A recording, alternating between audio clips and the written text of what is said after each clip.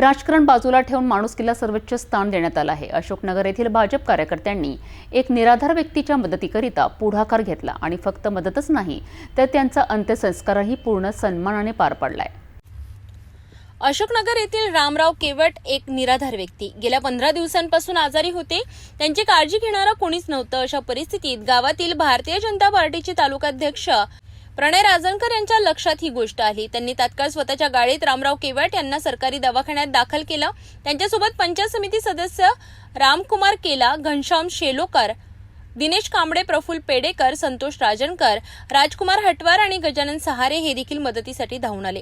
दवाखान्यात त्यांच्यावर उपचार झाले, पण दुर्दैवाने उपचारादरम्यान त्यांनी अखेरचा श्वास घेतला।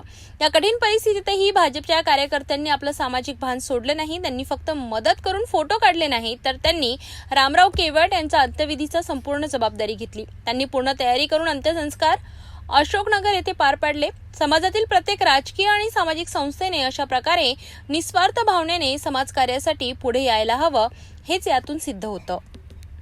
राजकारण आणि समाजकारण एकमेकांपासून वेगळे नाहीत। जेव्हा गरज असते तेव्हा फक्त माणुसकीच्या नात्याने मदत करणे हेच खरं सामाजिक कार्य आहे। अशोकनगरच्या भाजप कार्यकर्त्यांनी दाखवलेला हा आदर्श नक्कीच कौतुकास्पद आहे।